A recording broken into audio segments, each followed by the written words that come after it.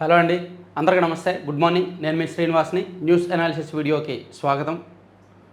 So చాలా అంశాలు ఉన్నాయి. నారా లోకేష్ గారు దక్షిణ కొరియా పర్యటనలో ఉన్నారు. అక్కడున్న పారిశ్రామికవేత్తలు, పెట్టుబడిదారులతో మాట్లాడి ఆంధ్రప్రదేశ్లో ఉన్న అవకాశాలు వివరిస్తున్నారు.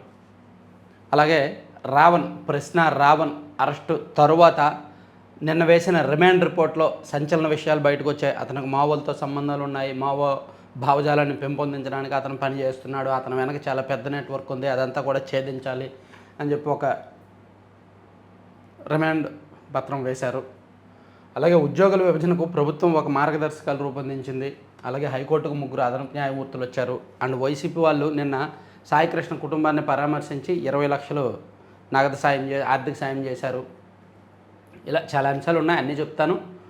సో నా సిన్సియర్ రిక్వెస్ట్, ప్రతి ఒక్కరూ కూడా లైక్ చేయండి, షేర్ చేయండి, కొత్త వాళ్ళు సబ్స్క్రైబ్ చేసుకోండి. సో మీరు సబ్స్క్రైబ్ చేస్తేనే మన ఛానల్ గ్రోత్ అవుద్ది. ఈ మధ్య సబ్స్క్రిప్షన్స్ అంటే పొలిటికల్గా అన్సీజన్ కదా, పెద్దగా ఇప్పుడు రాజకీయాలు ఎలక్షన్స్ ఏమీ లేవు కదా, సో అలా చూస్తున్నారు తప్ప సబ్స్క్రిప్షన్స్ చేసుకోవట్లేదు. వ్యూస్ బాగానే ఉన్నాయి, వ్యూస్ అయితే గతంతో పోలిస్తే ఇంప్రూవ్ అయ్యాయి, కానీ సబ్స్క్రిప్షన్స్ మాత్రం తగ్గుతున్నాయి.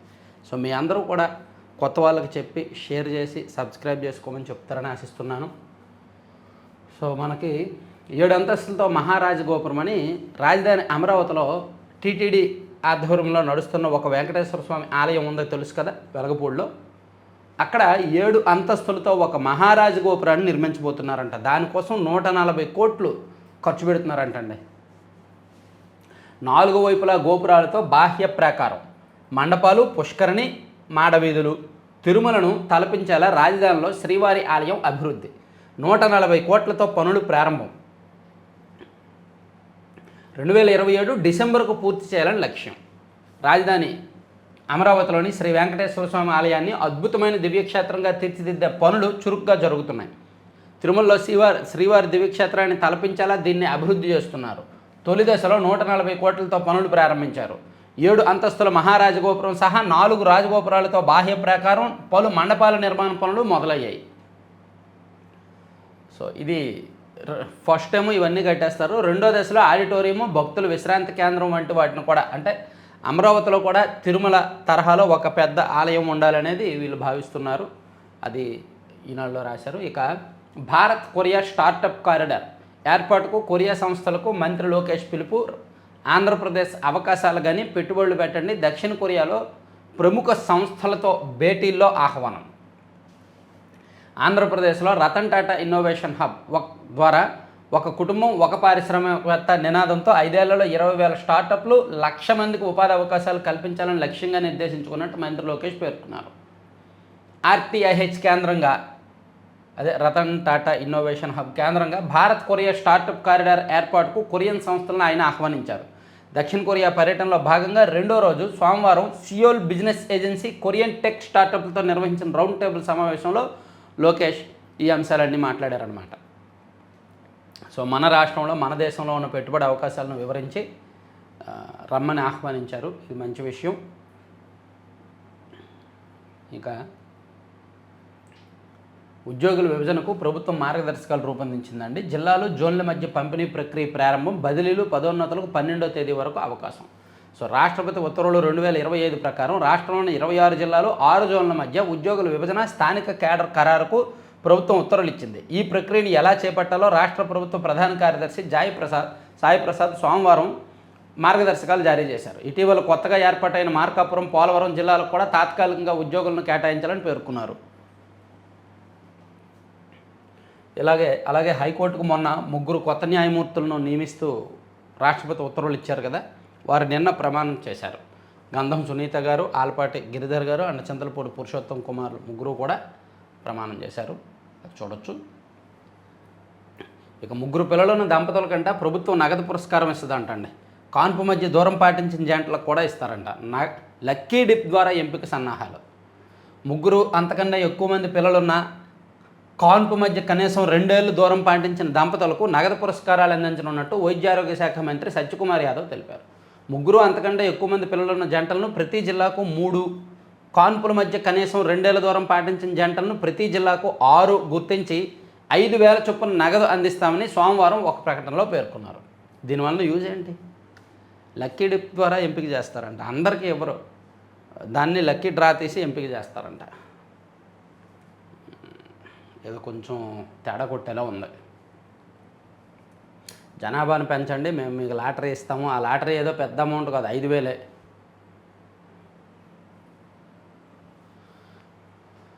ముగ్గురు పిల్లలను కనాలా ఈ లక్కీ డిప్లో 5,000 గెలుచుకోవడం కోసం?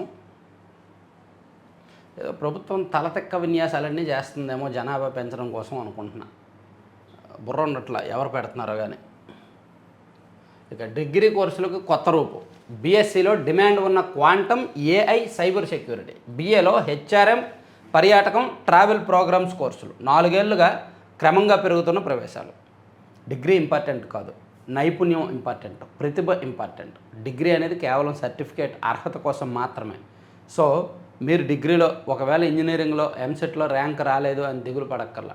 దానికంటే మంచి డిగ్రీ కోర్సులు ఉన్నాయి.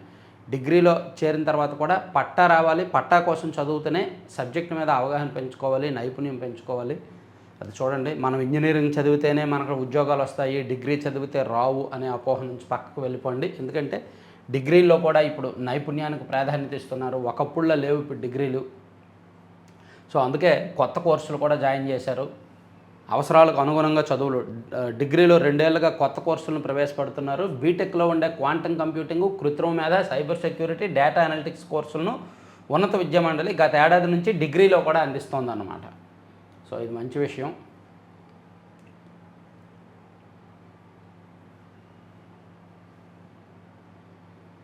తినడానికి ఓ లెక్క ఉంది. ఏ సమయంలో ఏం తినాలి అన్న, తినడానికి 20 నిమిషాలు టైం కేటాయించాలి. వేగంగా తినొద్దు, అమిత నిదానము వద్దు. సో కొంతమంది స్పీడ్గా తినేస్తారు, కొంతమంది బాగా స్లోగా తింటారు. ఇదేమీ వద్దు. కొంచెం రూల్స్ పెట్టుకొని చాలా జాగ్రత్తగా టైం టు టైం తినండి అని. ఏ విధంగా తినాలి, ఏం తినాలి అనేది ఇక్కడ ఈనాడులో ఒక వార్త రాశారు. ఒక ఇంట్రెస్టింగ్ వార్త. ఇక 51.88 చదరపు కిలోమీటర్లో వైజాగ్ బే సిటీ నిర్మిస్తారంటండి. ప్రముఖ సంస్థలకు పెట్టుబడులను ఆహ్వానించాలి. 6 నెలల్లో అమరావతి, తిరుపతి ఎకనామిక్ రీజియన్ల మాస్టర్ ప్లాన్లు. 3 నగరాల్లో అంతర్జాతీయ క్రీడా పోటీలకు ప్రణాళికలు. సమీక్షలో సీఎం చంద్రబాబు ఆదేశాలు. నాకు గుర్తు, 2014లో చంద్రబాబు గారు సీఎం అయిన తర్వాత, 2015లో అమరావతి రాజధానిగా గుర్తించిన తర్వాత, 2016లో ఒకసారి అన్నారు అమరావతిలో ఒలింపిక్ క్రీడలు నిర్వహించాలనేది నా కల, 10 ఏళ్ల తర్వాత దీనికి ఆలోచిస్తాము అన్నారు. సో అది 10 ఏళ్ళు అయింది. ఇప్పుడు మళ్ళీ ఆ మాట అయితే అనట్లేదు. అమరావతిలో ఒలింపిక్ క్రీడలు నిర్వహించాలనే మాట రావట్లేదు. ఇప్పుడు ఏంటంటే 3 నగరాల్లో అంతర్జాతీయ క్రీడా పోటీలకు ప్రణాళికలు అంట. విశాఖ ఎకనామిక్ రీజియన్లో 51.88 చదరపు కిలోమీటర్ల విస్తీర్ణంలో వైజాగ్ బే సిటీని అభివృద్ధి చేయాలని ముఖ్యమంత్రి చంద్రబాబు సూచించారు. ఇక్కడ 3,291 ఎకరాల ప్రభుత్వ భూమి ఉందని, పెట్టుబడులకు ప్రముఖ సంస్థలను ఆహ్వానించాలని సూచించారు. తీర ప్రాంత పర్యాటకం, global business innovation ecosystem, global talent, elite living అనే అంశాలను ఇక్కడ ప్రాధాన్యం ఇవ్వాలని సీఎం నిర్దేశించారు. విశాఖ, అమరావతి, తిరుపతి ఎకనామిక్ రీజియన్లపై చంద్రబాబు సోమవారం సచివాలయంలో సమీక్షించారు. అమరావతి, తిరుపతి మాస్టర్ ప్లాన్లు 6 నెలల్లోగా సిద్ధం చేసి ముసాయిదాను ప్రజాప్రతినిధులకు అందుబాటులో ఉంచి అభిప్రాయాలు తీసుకోవాలని చెప్పారు. 2 నెలల్లో డిస్ట్రిక్ట్ ఎకనామిక్ ప్రొఫైల్ను సిద్ధం చేయాలని ఆదేశించారు. బాగుంది. ఇక విద్వేషాలను రగిలించేలా ప్రసంగాలు, మతాలు, కులాల మధ్య గొడవలు సృష్టించేలా వీడియోలు, నిషేధిత మావోయిస్ట్ పార్టీకి మద్దతుగా ప్రచారం. జోసెఫ్ అలియాస్ రావణ్ రిమాండ్ రిపోర్టులో సంచలన విషయాలు. అలాగే రావణ్ కస్టడీ కోరుతూ కూడా పిటిషన్ వేశారు. అతన్ని 10 రోజులు కస్టడీకి ఇవ్వాలి, అతను అసలు విచారణకు సహకరించట్లేదు. అరెస్ట్ చేసిన వెంటనే కోర్టులో ప్రొడ్యూస్ చేసే ముందు అతనికి 22 ప్రశ్నలు అడిగాము. ఏ ఒక్క ప్రశ్నకి కూడా సమాధానం చెప్పలేదు. అతని ఫోన్లో, అతని ల్యాప్టాప్, అతని నెట్వర్క్ మొత్తం కూడా మేము ఛేదించాల్సి ఉంది, దానికి మాకు కొంత టైం కావాలి అని ఇచ్చారు. దేశ సార్వభౌమాధికారం, సమగ్రతకు భంగం కలిగేలా అమాయక యువతను ప్రభావితం చేసే వీడియోను పోస్ట్ చేశాడు. దీనిని 22,000 మంది వీక్షించారు. 2,900 లైక్లు కూడా వచ్చాయి. నిందితుడి సబ్స్క్రైబర్ల సంఖ్య 2 లక్షలు. 12,000 మంది ప్రజలు, ప్రజాప్రతినిధులు. భద్రతా సిబ్బంది మరణానికి కారణమైన మావోయిస్టు పార్టీకి చెందిన అగ్రనేత హెడ్మాను ప్రముఖ వ్యక్తిగా కీర్తించాడు. తన వీడియోల ద్వారా నిషేధిత మావోయిస్టు పార్టీకి అనుకూలంగా వ్యవహరిస్తున్నాడు. మావోయిస్టు అగ్రనేతల హెడ్మా కేశవరావు మరణించిన వారిపై స్ఫూర్తి పోరాటం కొనసాగుతుందని వ్యాఖ్యలు చేశాడు. సో ఇవి. అలాగే సనాతన ధర్మంపై అవహేళనగా మాట్లాడాడు. హిందూ మతంలో రాక్షసుడిగా పేరొందిన రావణుడి పేరు పెట్టుకొని మతంపై విద్వేషాన్ని నూరిపోస్తున్నాడు అని దీని వెనక లోతైన కుట్ర దాగి ఉందని చెప్పారనమాట. పోలీసులు నిన్న రిమాండ్ రిపోర్ట్లో ఈ అంశాలన్నీ వేశారు. సో దీన్ని ఆంధ్రజ్యోతిలో కూడా హైలైట్ చేశారు. నిషిద్ధ భావాలకు ప్రశ్న రావణ బాచట, మావోయిస్టు సంస్థలపై ప్రసంగాలు, నక్సల్ నేత హెడ్మాన్కి ఎత్తిస్తూ ప్రసంగాలు, హిందూ దేవతలపై అసభ్యకర వ్యాఖ్యలు అని అదంతా వేశారు. అన్ని పత్రికల్లో ఆ రిమైండ్ రిపోర్ట్ హైలైట్ చేశారు. ఇక ఖరీఫ్ రబీ పంటలకు బీమా, వాటా ప్రీమియం చెల్లించిన రైతులకు వర్తింపు, ఉత్తర్వులు జారీ చేసిన ప్రభుత్వం. ఏం ఖరీఫ్ రబీకి బీమా అండి, ఏం దారుణం అండి. మొందా తుఫాన్ వచ్చి సంవత్సరం అవుతోంది, సంవత్సరం దాటింది, ఇంకా పరిహారం ఇవ్వలేదు, ఇన్పుట్ సబ్సిడీ ఇవ్వలేదు. అగ్రికల్చర్ వ్యవసాయ శాఖ చాలా దారుణంగా ఉంది తెలుసా. అంటే పదే పదే ఆ మంత్రి గారు వాళ్ళు ఫీల్ అవుతున్నారంట, కానీ చాలా దారుణంగా ఉంది అగ్రికల్చర్ డిపార్ట్మెంట్. అసలు రైతుల్లో సంతృప్తి లేదు. రైతులు, యువత, మహిళలు ఈ 3 వర్గాల్లో మహిళల్లో ఏమో ఆడబిడ్డని ఇది ఇవ్వలేదనే సంతృప్తి లేదు, రైతుల్లో ఏమో గిట్టుబాటు ధరలు సరిగ్గా ఉండట్లేదు, యూరియా విషయంలో కొంత వ్యతిరేకత ఉంది. సో యువత కూడా నిరుద్యోగం పూర్తి స్థాయిలో ఉద్యోగులు భర్తీ జరగట్లేదు అనే విషయంలో కొంతవరకు అసంతృప్తి ఉంది. అయితే యువత పెద్దగా అసంతృప్తి లేదు ప్రభుత్వం మీద, ఎందుకంటే కొత్త ఇన్వెస్ట్మెంట్స్ వస్తున్నాయి, కొత్త ఇండస్ట్రీస్ వస్తున్నాయి, ఏదో ఆశ అయితే ఉంది. కానీ మహిళల్లోనూ రైతుల్లోనూ వ్యతిరేకత ఉంది ప్రభుత్వం మీద. అది అర్థం కావట్లేదు. కొంచెం జాగ్రత్తగా అలర్ట్ అయితే మంచిది ప్రభుత్వం. కొన్ని డిపార్ట్మెంట్లు కొంతమంది మంత్రులు ఫెయిల్ అవుతున్నారు కంప్లీట్గా. ఇంకో 5 నిమిషాలమ్మా ప్లీజ్, నిద్ర లేచేందుకు పిల్లలు ససేమిరా, చిట్కాలు పాటిస్తే వాళ్ళే మేల్కొంటారంటున్న సైకాలజిస్టులు. Exactly correct. ఇంకొక 5 నిమిషాలు పడుకుంటాను అని మా ఇంట్లో కూడా వస్తుంది. ఆ షరతులతో దర్యాప్తునికి అవరోధం. కృష్ణలంక ఠానాకు తీసుకొచ్చి విచారిస్తే సిఐ నాగరాజు హక్కులకు భంగం కలగదు. సిట్ తరపున వాదనలు వినిపించిన సిపి. ప్రాణహాని ఉందని రాజమహేంద్రవరం జైల్లోనే విచారించాలని సిఐ తరపు న్యాయవాది. కోర్టులో ముగిసిన వాదనలు. సిఐ నాగరాజుని కృష్ణలంక పోలీస్ స్టేషన్లోనే విచారిస్తామని చెప్పి సిట్ చెప్తోంది. లేదు అక్కడ విచారిస్తే నాకు ప్రాణహాని ఉంది, నన్ను రాజమహేంద్రవరం జైల్లోనే న్యాయవాదుల సమక్షంలోనే విచారించాలి అని చెప్పి సిఐ నాగరాజు అంటాడు. దీని మీద హైకోర్టులో వాదనలు వినిపించారు. సో ఈరోజు తీర్పు వస్తుంది. ఇక బిడ్డకు నిప్పంటించి తాను అంటించుకుని ఓ తల్లి అఘాయిత్యం ఇద్దరు. సిఐ నాగరాజుపై మరో కేసు. క్రాంతి కుమార్ విషయంలో కూడా సిఐ నాగరాజు మీద నాన్ అవైలబుల్ సెక్షన్ నమోదు చేశారు. అట్రాసిటీ అండ్ ప్రేరేపించారని. ప్రైవేటుకు రామాయపట్నం పోర్టు, ప్రతి ఇంటికి కుళాయి, రక్షిత మంచినీటి సరఫరాకు హామీ. మద్యం కుంభకోణం కేసులో సత్యప్రసాద్కు ముందస్తు bail.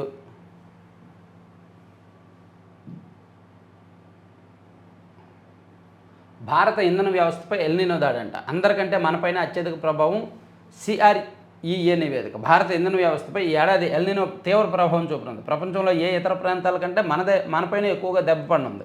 Centre for research on energy and clean air సంస్థ తాజాగా విడుదల చేసిన లెక్క ప్రకారం 2026 జూలై నుంచి 2027 జూన్ వరకు విద్యుత్తుకు తీవ్ర ఇబ్బంది కలగబోతోందంటండి.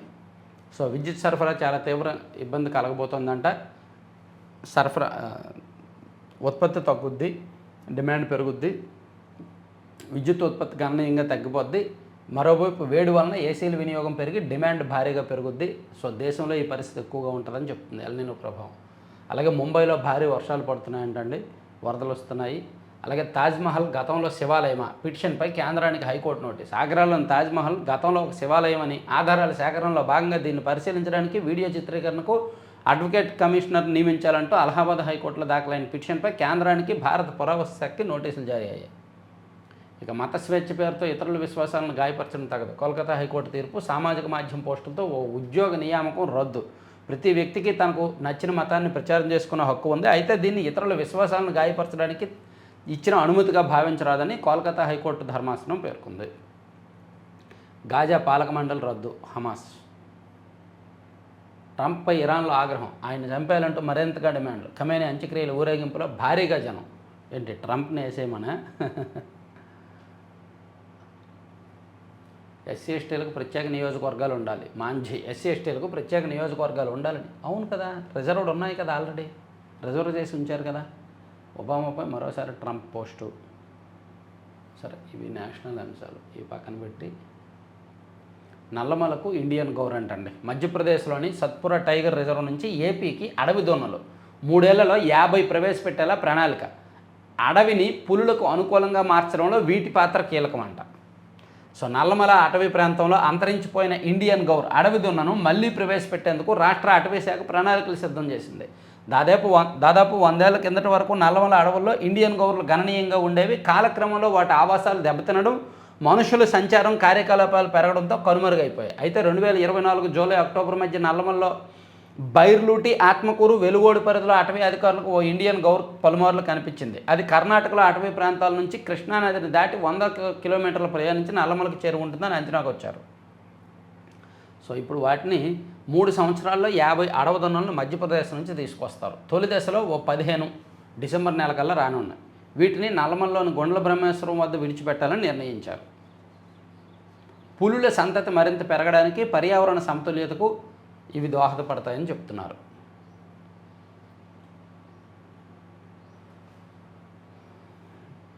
ఆరుగురు యువ ఐపీఎస్ అధికారులు బదిలీ. ఏఎస్పీలుగా పనిచేస్తున్న 6గురిని బదిలీ చేసింది ప్రభుత్వం. ఇక నిరసనలకే ఆర్టీసీ ఐకాసా నిర్ణయం.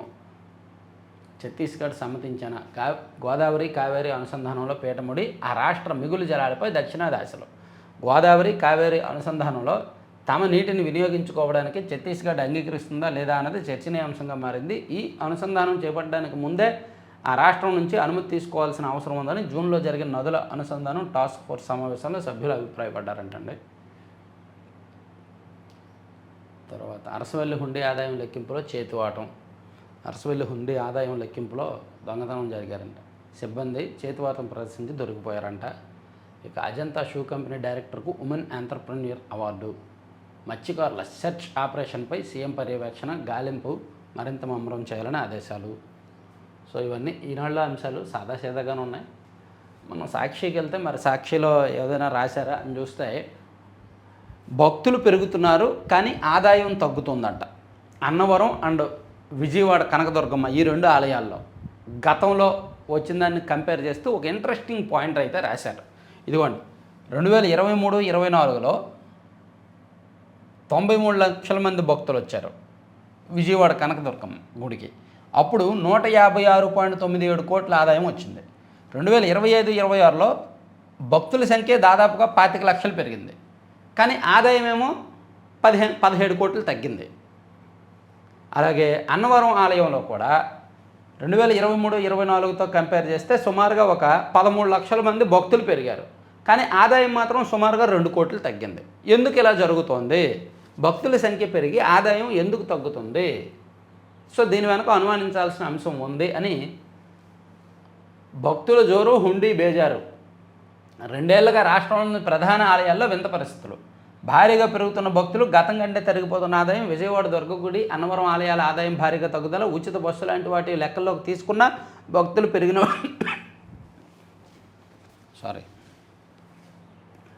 పెరిగినప్పుడు ఆదాయం పెరగాల్సింది పోయి గతంలో కంటే తగ్గిపోవడం ఏమిటని సర్వత్రా విస్మయం. కరెక్టే కదా? అంటే లాజికల్గా వాళ్ళు ఎందుకు ఇలా జరుగుతుంది అనేటట్టు రాశారు. ఏదైనా చేతివాటం ఎక్కువ అవుతుందేమో అయోధ్య తరహాలో, అంటే అలా అనకూడదు కానీ జరుగుతాయి సాధారణంగా ఆలయాల్లో. ఎందుకంటే ఏ శాఖ కూడా అవినీతికి అతీతం కాదు, ఏ డిపార్ట్మెంటు. అలాగే దేవాదాయ శాఖ కూడా. దేవాదాయ శాఖలో ఈవోలు ఆ ఆలయాలకు ఉన్న భూములు కౌలు వేలంలో చేతివాటం ఉంటుంది, ఆలయాలకు వచ్చే విరాళాల్లో చేతివాటం ఉంటుంది. అలాగే దీనిలో కూడా ఉంటుంది. బయటికి అంటే బయట ఉన్న వాళ్ళకి అనిపించేది అదేంటి దేవుడి సొమ్ము జోలికి ఎందుకు వెళ్తారు అని. ఎస్, దేవుడి సొమ్ము జోలికైనా సరే వాళ్ళు వెళ్తుంటారు. చాలామంది ఈవోలు అవినీతి చేసి చేసి చేసి అందలం ఎక్కారు. అలాగే సిబ్బంది కూడా ఎవరి స్థాయిలో వాళ్ళు కొడతారు. సో చేతివాటం ఉందేమోనన్న అనుమానంతో వీళ్ళు ఒక ఇంట్రెస్టింగ్ వార్త రాశారు. ఇక ఉద్యోగుల స్థానిక కేడర్పై ఉత్తర్వులు ఇందాక చెప్పుకున్నాం కదా. ఇక కొనసాగుతున్న గాలింపు, మత్స్యకారులకు ఆచూకీ కోసం సెర్చ్ ఆపరేషన్లో పాల్గొంటున్న తీర రక్షక అండ్ నావికా దళాలు. సురక్షితంగా చేరుకున్న మత్స్యకారుడు చిన్న షిప్పింగ్ హార్బర్లో జేడీ కార్యాలయం వద్ద మత్స్యకారులు ధర్నా. సముద్రంలో తెప్పబోల్తా. అనకాపల్లి జిల్లా రేవుపోలవరంలో మరో తెప్పబోల్తా పడిందంట. ఇక గ్రామాల్లో మంచినీటికి మీటర్లే, నిర్వహణ నిధుల కోసం యూజర్ ఛార్జీల బాధలు. విద్యుత్ వాడకానికి స్మార్ట్ మీటర్లను అనుమతించేది లేదని ఎన్నికల ముందు గంభీరంగా ప్రకటించిన సీఎం చంద్రబాబు ఇప్పుడు తాగునీటికి సైతం స్మార్ట్ మీటర్లు బిగిస్తున్నారు. గ్రామీణ ప్రాంతాల్లో తాగునీటి వ్యవస్థలో నీటి పరిమాణాన్ని నిర్ధారించే మీటర్ల ఏర్పాటుతో పాటు మంచినీటి పథకాల నిర్వహణకు నిధులు సమకూర్చుకునేందుకు యూజర్ ఛార్జీల వసూలుకు చంద్రబాబు ప్రభుత్వం సిద్ధమైంది. ఓహో, మనం విద్యుత్ వాడుకుంటున్నప్పుడు నెల నెల బిల్లు ఎలా కడుతున్నామో ఇక మీదట ఇంటికి నీళ్ళు వస్తాయి కదా, మంచినీటి కుళాయిలు ఏర్పాటు చేస్తారు ఇంటింటికి. మనం వాడుకునే నీటిని బట్టి మనం అమౌంట్ కట్టాలంట, యూజర్ ఛార్జీలు. ఇక మహారాష్ట్ర అతలాకుతలం, భారీ వర్షాల కారణంగా ఇక కష్టాల డోలికల్లో గిరిజనం. చంద్రబాబు దుష్ట పాలన ప్రజలకు నరకప్రాయంగా మారింది. ఓవైపు వస్తువులు లేక గిరిజన ప్రాంతాల ప్రజలు తీవ్ర అవస్థలు పడుతున్నారని చెప్పి ఇది ఒకటి రాశారు. గిరిజన ప్రాంతాల్లో డోలీ మోతలు. ఇది చంద్రబాబు గారు ఇదే కాదండి, దశాబ్దాల తరబడి, స్వాతంత్రం వచ్చినప్పటి నుంచి దశాబ్దాల తరబడి జరుగుతుంది. దశల వారీగా ఒక్కొక్క గ్రామంలో ఒక్కొక్క ప్రాంతంలో గిరిజన ప్రాంతాల్లో రోడ్లు వేస్తున్నారు, మౌలిక సదుపాయాలు కల్పిస్తున్నారు, దశల వారీగా జరుగుతుంది. సో ఈ పాపంలో రాజశేఖర రెడ్డి గారికి పాత్ర ఉంది, జగన్మోహన్ రెడ్డి గారికి పాత్ర ఉంది, చంద్రబాబు గారికి పాత్ర ఉంది. సో వీటిని పరిష్కరించడానికి కొంత పవన్ కళ్యాణ్ గారు అయితే ప్రయత్నిస్తున్నారు, అది అప్రిషియేట్ చేయాలి. ఇక కాకినాడ జిల్లా కరప మండలం ఎండమూరులో ఆరోగ్య ఉప కేంద్రాన్ని కూల్చివేశారంట టీడీపీ నేతలు. విలువైన సామాగ్రి ఎత్తుకెళ్ళిపోయారు. ఈ ఘటనలో రాష్ట్రంలో బాబు అసమర్థ పాలనకు అద్దం పడుతున్నాయని చెప్పి ఈ 2 ఫోటోలు కంపేర్ చేశారు. నడక యాతన, వైద్య వేతన. డోలీలో 4 కొండలు దాటి 7 కిలోమీటర్ల కాలినడక, పాము కాటు బాధితురాలు నరక యాతన. కానీ వైద్యుడు అందుబాటులో లేడు, అంత కష్టపడి వెళ్తే. ఇక ఆరోగ్య ఉప కేంద్రం భవనం కూల్చివేత, అనుమతులు లేకుండానే నేలమట్టం, సామగ్రి తోచుకుపోయిన వైనం. కాకినాడ జిల్లా ఎండమూరులో టీడీపీ కూటమి నేతలు దురాగతం. ఎందుకు ఇలా చేస్తున్నారో టీడీపీ వాళ్ళు, మళ్ళీ అధికారంలోకి రావాలని లేదేమో. ఇక మీరు ఆట మొదలుపెట్టారు, ప్రజలే ముగిస్తారు. ప్రజలు ముగించడం కాదు కానీ పోలీసులు ఇతని సంగతి ముగిస్తారు. ప్రకాష్ రాజ్ ఓవర్ యాక్షన్ ఏంటో పోలీసులు కనిపెడతారు. ఎందుకంటే ప్రశ్న రావణ్ అరెస్ట్ అయినప్పటి నుంచి ప్రకాష్ రాజ్ గారు వరసపెట్టి వీడియోలు చేస్తూనే ఉన్నాడు. గుమ్మడికాయల దొంగ అంటే భుజాలు తడుముకునే విధంగా ఈయన ముందే చెప్పేస్తున్నాడు. ఆయన సెల్ ఫోన్ చూస్తారు, అందులో ఆయనకి అండగా ఉన్న వాళ్ళ వివరాలు చూస్తారు, సో అందరినీ నోటీసులు ఇస్తారు అని చెప్పి ఈయన ముందే చెప్తున్నాడు. సో ప్రకాష్ రాజ్ పాత్ర అయితే ప్రశ్న రావణ్ వెనక ఉంది. సో ప్రశ్న రావణ్ భావజాలంతో ప్రకాష్ రాజ్ కూడా అతనితో పాత్రధారుడిగా సూత్రధారుడిగా ఉన్నాడేమోనని అనుమానం. పోలీసులు ఇంకా నిర్ధారించలేదు, కానీ ఈయనే దొరికిపోతున్నాడు. ఇక ప్రతి ప్రశ్న వెనక వైఎస్ఆర్సీపీ ఉందంటారా? కూటమిలో విభేదాలు వస్తే దాని వెనక వైఎస్ఆర్సీపీ ఉందంటారేమో. టీడీపీ కూటమి తీరుపై professor Nageshwar. So professor Nageshwar గారు వైఎస్ఆర్ కాంగ్రెస్ పార్టీ పేటీఎంలో పెద్ద పేటీఎం ఆయన. అంటే ఈ మాట అనడానికి నాకు కూడా ఇబ్బందికరంగానే ఉంటుంది. ఒక జర్నలిస్ట్ని, మేము గురువుగా భావించే ఒక జర్నలిస్ట్ని వైసీపీ వాళ్ళతో పోల్చడం నాకు కూడా ఇబ్బందికరమే, క్షమించాలి. కానీ వైసీపీ పేటీఎంలో ఆయన పెద్ద పేటీఎం చెప్తున్నాను కదా. ఈ మధ్య మరీ ఓపెన్ అయిపోయాడు ఆయన. ఆయన విశ్లేషణలు, ఆయన వ్యాఖ్యలు మరీ అభ్యంతరకరంగా ఉంటున్నాయి. పెద్ద ఆయన అనుభవం, నాలెడ్జ్, తెలివితేటలు అన్నీ ఏమయ్యాయి? రాజకీయాల్లో వాళ్ళని వీళ్ళని వాళ్ళు అనుకుంటారు. ఇప్పుడు ఏం జరిగినా చంద్రబాబు గారే కారణం అని వైసీపీ వాళ్ళు అన్నట్టు, ఏం జరిగినా వైసీపీ వాళ్ళ కారణం, జగన్ గారి కారణం అని వీళ్ళు అంటారు. అది వీళ్ళు అనుకుంటారు, వాళ్ళ రాజకీయం వాళ్ళు చేసుకుంటారు. మీరు సబ్జెక్ట్ను పట్టుకోవాలి. సో ప్రతి ప్రశ్న వెనక, ప్రశ్న రావణ వెనక వైసీపీ వాళ్ళు ఉన్నారని నేనైతే అనుకోవట్లేదు. నేను నిన్న ఒక వీడియోలో చెప్పాను. మీ వెనక నలుగురు ఒకే తాను కిందకు వస్తారండి. తులసి చందు, ప్రశ్న రావణ్, ప్రొఫెసర్ నాగేశ్వర్ గారు, ప్రకాష్ రాజు, వీళ్ళ నలుగురు ఒకే తాను కిందకు వస్తారు. వీళ్ళ నలుగురిలో ప్రొఫెసర్ నాగేశ్వర్ గారి వెనక వైసీపీ ఉంటుంది, ఖచ్చితంగా ఉంది, నాకు తెలుసు, నేను బయటికి చెప్పకూడదు. ఇక మిగిలిన ముగ్గురు వెనక వైసీపీ ఉందని నేనైతే అనుకోవట్లేదు. అర్థమైంది కదా. ఇక బీచ్ షాక్స్ జీవోను రద్దు చేయాలని విశాఖ ఆర్కే బీచ్లో భారీ నిరసన ప్రదర్శన జరిగిందంట. ఇక అంగన్వాడీలను వేధిస్తున్న ఐటీడీపీ మండల అధ్యక్షుడు, వైఎస్ఆర్ కడప జిల్లా వీరపల్లి మండలంలో అంగన్వాడీలను బెదిరిస్తూ వేధింపులకు పాల్పడుతున్న ఐటీడీపీ మండల అధ్యక్షుడు కాలపల్లి వెంకటరమణపై చర్యలు తీసుకోవాలని anganwadi workers and helpers association నాయకులు నిన్న ఫిర్యాదు చేశారు. గిట్టుబాటు ధర లేని పరిస్థితిలో ప్రభుత్వం ఆదుకోకపోతే అని పొగాకు రైతులు ఆందోళన వ్యక్తం చేశారు నిన్న మార్కాపురంలో. ఇక ఆర్టీసీ ప్రైవేటీకరణకే ప్రభుత్వం పంతం. ఇక సెంథిల్ బ్రదర్స్ ఏమో తమిళనాడులో టీవీకి ప్రభుత్వాన్ని కోల్చడానికి ప్రయత్నించారు కదా, వాళ్ళకి పోలీసులు నోటీసులు ఇస్తే విచారణకు హాజరు కాలేదంట. ఇక యుద్ధ విమానాలు తోడుకొని రాగా మోదీకి సాదర స్వాగతం పలికేందుకు ఇండోనేషియా ప్రభుత్వం అధునాతన యుద్ధ విమానాలను ఎదుర్కోలుకు పంపించిందంట. లంక జైల్లో గ్యాంగ్ వార్. శ్రీలంకలోని నెగంబో జైల్లో ఆదివారం మొదలైన గ్యాంగ్ వార్ 26 మంది, అబ్బాబ్బబ్బా, జైల్లో గ్యాంగ్ వార్తో ఒకరినొకరు చంపుకొని 26 మంది ప్రాణాలు తీశారంటుంది. ఇక కోటదెబ్బకు జాతీయ హోదా. తిరుపతి జిల్లా గట్టిప్రోలు గ్రామంలో పురాతన దెబ్బను జాతీయ ప్రాధాన్యత కలిగిన పురాతత్వ ప్రాంతంగా కేంద్రం ప్రకటించింది. కోటదెబ్బ ఏలూరులో కూడా ఉంటుంది కోటదెబ్బ. సరే, ఇది పక్కన పెడితే ఆంధ్రజ్యోతిలో హైకోర్టు అదనపు న్యాయమూర్తుల ప్రమాణం ఓకే, ప్రశ్న రావడం ఓకే. అనంతలో ఎన్టీపీసీ భారీ సోలార్ ప్రాజెక్ట్ అంటండి. 1200 మెగావాట్ల విద్యుదుత్పత్తి లక్ష్యంతో సామర్థ్యంగా అనంతపురంలో ఏర్పాటు చేయబోతున్నారంట. ఇక గుక్కడి నీళ్లు దొరికేనా, చినుకు రాలక వరదలు రాక విలవిల. రాష్ట్రంపై ఎల్నినో తీవ్ర ప్రభావం, ముఖం చాటేసిన వానలు వరదలు. ఎగువ రాష్ట్రాల్లోనూ ఇదే దుస్థితి. కృష్ణానదిలో కనిపించిన నీటి జాడ, అడుగంటిన శ్రీశైలం జలాశయం తాగునీటి కటకటే. పశ్చిమ కర్నూలు జిల్లాకు తుంగభద్ర దిగువ కాలువే ఆధారం. ఆ నదిలోనూ నీరు లేక ఎండిపోతున్న ఎస్ఎస్ ట్యాంకులు. చాలా దారుణం. ఎల్నినో ప్రభావం ఇది ఆరంభం మాత్రమే. నెక్స్ట్ ఇయర్ సమ్మర్కి ఈ ప్రభావం తీవ్ర స్థాయిలో పీక్స్ లెవెల్లో ఉంటుంది. నేను అంటే ముందస్తుగా చెప్పి భయపడడం నాకు ఇష్టం లేదు, కానీ నెక్స్ట్ ఇయర్ సమ్మర్కి ఈ ప్రభావం. ఇప్పుడు వర్షాలు కురవట్ల, సో జలాశయాలకు నీరు రావట్ల, సో గ్రౌండ్ వాటర్ కూడా పెరగదు. జలాశయాల్లో నీరు ఉండదు, గ్రౌండ్ వాటర్ కూడా ఉండదు, బోర్లు కూడా అడుగుంటాయి కదా. నెక్స్ట్ ఇయర్ సమ్మర్కి, నెక్స్ట్ ఇయర్ ఫిబ్రవరి నుంచి జూలై వరకు విపరీతంగా ఉంటుంది. ఇక స్టార్టప్లకు పోతాం. 5 ఏళ్ళలో 20,000 ఏర్పాటు లక్ష్యం. అదే దక్షిణ కొరియాలో నారా లోకేష్ గారి పర్యటన. తర్వాత అల్లాడిస్తున్నారు బిల్లుల చెల్లింపులో ముడుపుల బేరం. ఆర్థిక శాఖలో ఇంటి దొంగల నిర్వాకం. ఒకరు డిప్యూటేషన్పై ఏపీసీఎఫ్ఎస్ఎస్కు, మరొకరు అదే విభాగంలో కన్సల్టెంట్. బిల్లు చెల్లిస్తే ఎన్ని లక్షలు ఇస్తారంటూ కాంట్రాక్టర్లకు ముఖాముఖి ఆఫర్. పాపం బిల్లులు చెల్లించడానికేమో మంత్రి గారేమో డబ్బులు లేవని టీడీపీ వాళ్ళు లాబింగ్ చేసినా పని అవ్వట్లేదు. ఎమ్మెల్యేలే కొంతమంది లాబింగ్ చేస్తున్నారు, ఆ బిల్లు ఇవ్వండి ఈ బిల్లు ఇవ్వండి, పని అవ్వట్లేదు. కానీ కొంతమంది మాత్రం కాంట్రాక్ట్ ఉద్యోగులు వాళ్ళు మాత్రం ఇదిగో మీకు 10 లక్షలు బిల్లు ఇస్తా, మాకు 1 లక్ష రూపాయలు ఇచ్చాయి, మాకు 15 లక్షలు ఇచ్చాయని, మాకు 1,50,000 ఇచ్చాయని చెప్పి ఆఫర్లు పెడుతున్నారు, బేరాలు పెడుతున్నారు.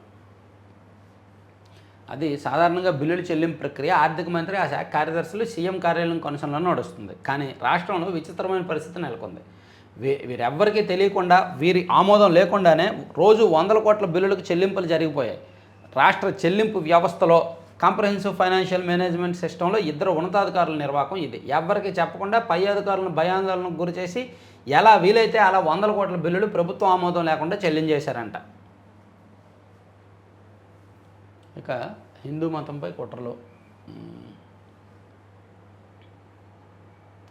వైఎస్ఆర్ కాంగ్రెస్ పార్టీ హయాంలో ఆలయాలపై దాడులు.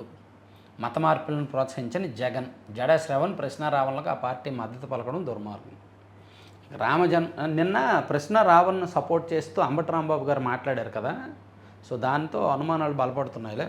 మళ్ళీ మాట్లాడదాం. ఇక రామ జన్మభూమికి అపద్ధర్మ సారథి చంపత్రాయ్ రాజీనామాకు ఆమోదం. తాత్కాలిక ప్రధాన కార్యదర్శిగా కృష్ణమోహన్, తదుపరి బజరంగ్ బాగ్రాకు బాధ్యతలు. ఓకే, తర్వాత ఆచూకీ దొరకని మత్స్యకారులు. నవనీతమ్మ 116 ఏళ్ల నవనీతమ్మ నిన్న తిరుమల వెళ్తే ఆమెకు వీఐపీ దర్శనం కల్పించింది టీటీడీ. మంచి విషయం. ఇక పీజీఆర్ఎస్ దరఖాస్తుల పరిష్కారంపై ప్రత్యేక దృష్టి. ఇదంతా సోది. ఈ పీజీఆర్ఎస్ దరఖాస్తులు తీసుకోవడం, పరిష్కరించడం అంతా సోది. అదంతా ఓన్లీ లెక్కల్లో చెప్తారు, నిజంగా జరిగేది కాదు. మాకొద్దీ పాక్ దొరతనమని నిజమైన ఆజాదీ కోసం నినదిస్తున్న ఆజాద్ కాశ్మీర్. పేరుకే ఆజాద్ కాశ్మీర్గా ఉన్న పాక్ ఆక్రమిత కాశ్మీర్ ఇప్పుడు నిజమైన ఆజాదీ కోసం నినదిస్తుంది. నిత్యం నిరసనలో, ఆందోళనతో అట్టడుగు. మన దేశానికి మంచి అవకాశం అండి. పీఓకేను మన కంట్రోల్లోకి తెచ్చుకోవడానికి ఇది మంచి అవకాశం. ఎందుకంటే పీఓకేలోనే తిరుగుబాటు వచ్చింది స్వతంత్రంగా. అక్కడ ప్రజలలో పాకిస్తాన్ మీద వ్యతిరేకత కనిపిస్తోంది, తిరుగుబాటు వచ్చింది. ఇది మంచి అవకాశం. మనం ఇప్పుడు పీఓకేను పూర్తిగా మన అధీనంలోకి తెచ్చుకొని వాళ్ళకి స్వాతంత్రం వచ్చేలా అక్కడ నుంచి పాకిస్తాన్ పెత్తనం లేకుండా చేయొచ్చు. కరెంటు ఛార్జీలు యూనిట్ 35 నుంచి 45కు చేరడం. గోధుమ పిండి కొరతపై ప్రజల్లో తీవ్ర ఆగ్రహం. పీఓకే అసెంబ్లీలో కాశ్మీరీ శరణార్థులకు కేటాయించిన 12 సీట్లలో దొడ్డిదారిని తనవారిని కూర్చోబెడుతున్న పాక్. ఆ సీట్లు రద్దు చేయాలి, పాక్ ఆర్మీ వెళ్ళిపోవాలని డిమాండ్. పీఓకే ప్రజల నిరసన అణచివేస్తున్న పాక్ మిలిటరీ. సాయం కోసం భారతదేశం వైపు చూస్తున్న పీఓకే ప్రజలు. బాగుంది. ఇండియాకు మంచి అవకాశం పీఓకేలోకి వెళ్ళడానికి. అక్కడ ప్రజలు మద్దతు పలుకుతున్నారు కాబట్టి అప్పుడు శాశ్వత పరిష్కారం దొరుకుద్ది. ఇంకా త్వరలో మొబైల్ రీఛార్జీలు పెంచుతారమ్మా, పెంచండి. 114 కాదు 214 రాఫెల్. భారతదేశం ఫ్రాన్స్ నుంచి 114 రాఫెల్ యుద్ధ విమానాలు కొనుగోలు చేయడం ఇటీవలే లెటర్ ఆఫ్ రిక్వెస్ట్ జారీ చేసిన సంగతి తెలిసిందే. భారత విమానాలతో సరిపెట్టుకోవట్లేదని ఆర్డర్ను 214 విమానాలకు పెంచాలనుకుంటుందని సాక్షాత్ రాఫెల్ యుద్ధ విమానాల తయారీ సంస్థ దసో సీఈఓ చెప్పారు. మీ స్నేహాన్ని మర్చిపోం. ఖమేనీ అంత్యక్రియల్లో పాల్గొనేందుకు భారతదేశానికి ఇరాన్ కృతజ్ఞతలు. ఇండోనేషియాలో మోదీకి అపూర్వ స్వాగతం. సరే, ఓకే. ఎనీవే, ఇవి ఆంధ్రప్రభకి వెళ్తే, కంపెనీలను ముంచే 7 తప్పిదాలని లాభార్జన, అత్యాశ, పాతక పట్టం, మార్కెట్ యుద్ధం, వారలేనితనం, అతిగర్వంతో సర్వనాశనం అని కార్పొరేట్ కంపెనీలు ఏ విధంగా నాశనం అవుతున్నాయి, కారణాలు ఏంటనేది ఒక మంచి రీజన్ ఇచ్చారు ఆంధ్రప్రభలో. Master plan చెప్పుకున్నదే. మీది ఫోన్ బాడీనా? తల బరువెక్కిందని మెడ ఫీలింగు, భుజాలు వంగిపోయాయా, వేళ్ళు నొప్పి పుడుతున్నాయా, వెన్నెముకల కదలిక లేదా, అయితే మీరు ఎక్కువసేపు స్క్రీన్ అంటుకుపోతున్నట్టే. మన బాడీకి ఓ లెక్క ఉంటుంది, మంచి భంగిమతో ఫోన్ బాడీకి భయం. ఫోన్ని మనం ఎక్కువగా ఎడిక్ట్ అయితే దానివల్ల వచ్చే సైడ్ ఎఫెక్ట్ ఏంటి అనేది రాశారు. తల బరువెక్కిపోతుందని మెడ ఫీలింగు, భుజాలు వంగిపోవడం, వేళ్ళు నొప్పి పుట్టడం, వెన్నెముకల కదలిక లేకపోవడం, ఇవన్నీ ఉంటే ఫోన్ స్క్రీన్కి ఎక్కువగా అటాచ్ అయినట్టు అని చెప్పి ఒక ఇంట్రెస్టింగ్ వార్త రాశారు. ఇక హృదయ డేంజర్ సంకేతాన్ని కనుగొన్న ఏఐకి డెత్ సర్టిఫికేట్లతో అనుసంధానమైన 4,40,000 ఈసీజీలు, ముందస్తుగానే మరణం అంచనా, 10 ఏళ్ల డేటాతో కాలిఫోర్నియా పరిశోధనకుల ఘనత, నేచర్ జర్నల్లో పత్రం ప్రచురణ. ఓహో, అంటే ఒక 10 సంవత్సరాల్లో గుండెపోటు కారణంగా చనిపోయిన 4,40,000 ఈసీజీలు సేకరించి వాటిని ఏఐకి ఇస్తే ఏఐ దాన్ని అనలైజ్ చేసి మొత్తం పరిశోధించి ఏ కారణంతో గుండెపోటు వస్తుంది అనేది ముందుగానే ఒక సంకేతాన్ని కనుగొందంట ఏఐ.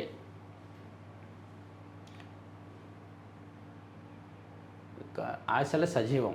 సముద్రం గుప్పట్లో 6.